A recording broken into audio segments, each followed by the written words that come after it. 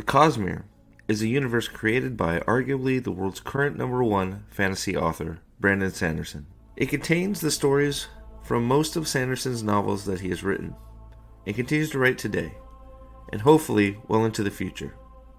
The multiple different planetary systems we have explored so far on the Cosmere are made up of planets, various stars, moons, and are connected across time and space through each book and the stories contained within.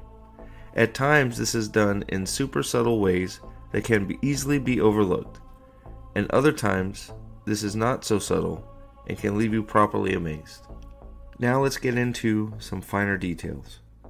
Each star system we have encountered so far in the Cosmere contains at least one livable planet, and are home to one, or sometimes more, of the avatars of the Shards of ad nauseam. Ad nauseam was the name of the entity, God if you will, that is assumed put the Cosmere together long ago. At some point in the distant past, 16 individuals, for some reason unknown, discovered a way to kill ad nauseam. This event changed the Cosmere forever, and split God into 16 shards, elemental functions of the mechanics of the Cosmere. Our 16 individuals picked up these separate aspects of God and gained unimaginable power as a result. They went their separate ways, taking up residence on existing planets and becoming gods to the inhabitants, or creating planets to watch over and grow as they saw fit. There is a query on whether the Shard or the Avatar is controlling the shattered power at this stage, but regardless, the inhabitants of these planets can be granted access to differing magical abilities that are unique to the nature of the Shard or Shards that inhabit the planet. This is a process known as investiture in the Cosmere. The amount of investiture tapped from the Shard is directly proportional to the power of the ability performed by the various life forms of the different systems. The more highly invested the life form, the faster, stronger, smarter, etc. they will be. But there is a very high price to pay when you are invested too much for too long.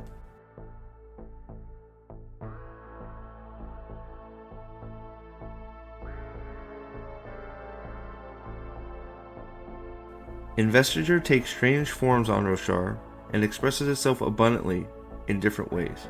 The high storms that dominate the landscapes on Roshar are full of investiture and are central to the people's way of life. There is also old magic. Spirits of all shapes and sizes are also found throughout the land. These spirits are called Spren, and are mostly attracted to human emotions or human events. There is pretty much a Spren for everything, from Fear Spren who gather when you are afraid, Rot Spren who gather when you have a wound, and Glory Spren who gather when you feel pride for an achievement. There are elemental Spren of all types as well. Wind Spren, Water Spren, Fire Spren, etc. As many as there are Spren that are known, there are many that are also an unknown mystery. Sometimes Spren will take an interest in a life form on Roshar. If the Spren of the life form are connected and bond, wonders can be accomplished such as can barely be achieved on other planets. Such wondrous things have not been seen on Roshar since the heroes of the past, the Knights Radiant, betrayed mankind some 4,500 years ago, and no one is entirely sure why.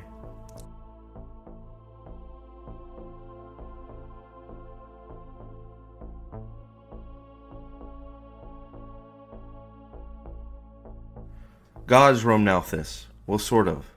Gaining godhood status on Nalthis depends entirely on the amount of breath you hold. Now, what is breath?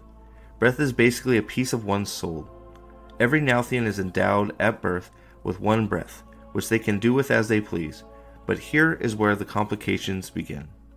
A person can pass on their breath to another if they choose to do so, maybe as a form of payment of a debt, or maybe as a punishment for a crime committed, or for any reason. The catch here is that when a Nalthian has 0 breaths, the world around them becomes dull and lifeless, drained of all color and lacking any zest. On the flip side, the more breath you have attained, the more vibrant the surrounding world becomes.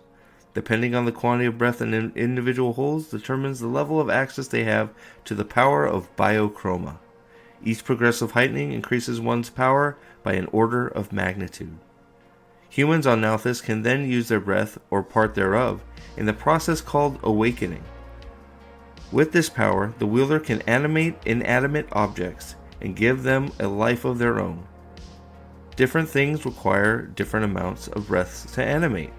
Colors of the surrounding objects are drained as fuel for the awakening, and once the breath has been used, it must be reclaimed from the object, or else that breath will be lost forever.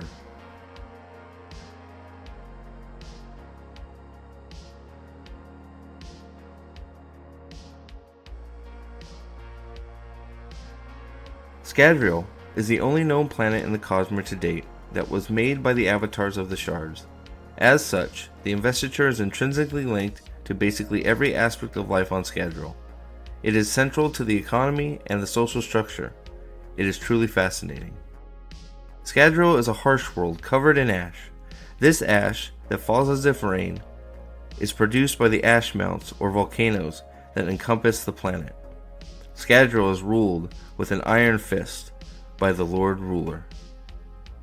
Allomancy is the ability some people have to burn various metals to perform specific abilities. These metals must be ingested to perform this investiture. Most times, these people can burn one metal, and these people are called mistings. For example, if you can burn pewter, this is known as a pewter arm misting, or a thug. A pewter arm gains incredible strength and stamina when they burn pewter. On very rare occasions, a person is born that can burn all the metals and gains access to all the powers this provides. These people are known as MISTBORN, and they are incredibly powerful. There have been hints of other ways to manipulate metal on Scadrial, but for this, you will have to investigate yourself. Many things change between Era 1 of MISTBORN and Era 2 of MISTBORN, but these things would spoil a fantastic story and will not be discussed here. Look forward to future discussions on MISTBORN Era 2.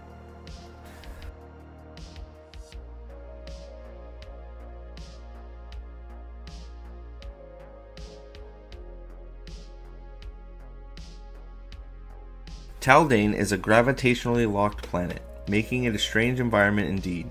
One side of the planet is bathed in perpetual sunshine, and the other side is perpetually pitch black. Dark side remains to be a mystery, and no one really knows anything about it at all.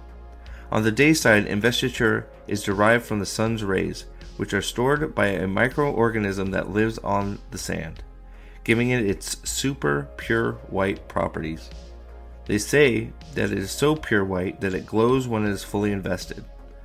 Once the investiture is used up, the sand will turn black, until it is exposed to around 4 hours of sunlight to recharge.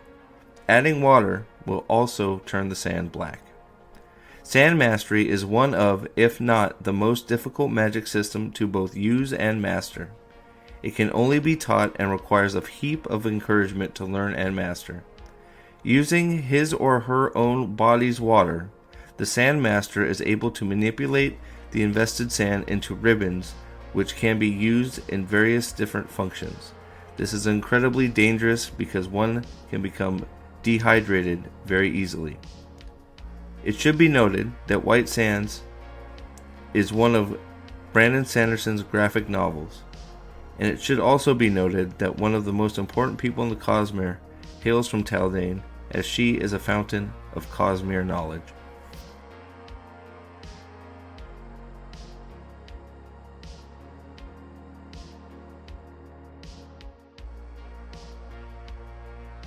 Cell is one of the Cosmere's more complicated systems, to be honest. This is mostly due to the shards here not seeming to function correctly or consistently with what we know about them. Here, for some unknown reason, random inhabitants were bestowed with an extraordinary amount of power that made them immortal, and they lived in a city called ELANTRIS. It was a city of gods where regular folk could get aid if needed, healing, invention, creation. Nothing was out of reach for the Elanterans. They had an intimate understanding of the door, how it invested in the land, and how it could be used. I don't want to say much more because it would ruin the story. Suddenly, inexplicably, this boon became a curse, and the Elanterans became sick and slowly withered and died off by wasting sickness. Their skills and knowledge were lost to the winds of time.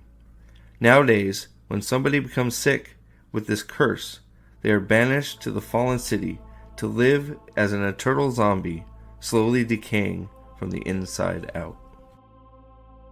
We know the names of most of the 16 shards, but other than the ones mentioned earlier, most of their current whereabouts remain a mystery. Of all the shards, one is feared above all the others. I am emotion incarnate. I am the soul of the spren and of men. I am lust, joy, hatred, anger, and exultation. I am glory and I am vice. I am the very thing that makes men, men. Thank you for watching this video. I hope that you gained some sort of new knowledge about the Cosmere from watching it. I'm hoping to continue covering Cosmere after this video in all sorts of ways, with the read-alongs and deep dives into some theories and all kinds of stuff Cosmere related. So if you'd like to see more of that and you enjoyed the video, please like and share and subscribe to the channel for more on the Cosmere, Wheel of Time, and, well, anything else that I find interesting, or maybe even a rage video or two. Thank you again for watching. I hope you enjoyed it. Please comment anything that I may have missed. Again, this is the first time I've done anything like this, so all comments are very much appreciated. And yeah, thanks again. Have a great day.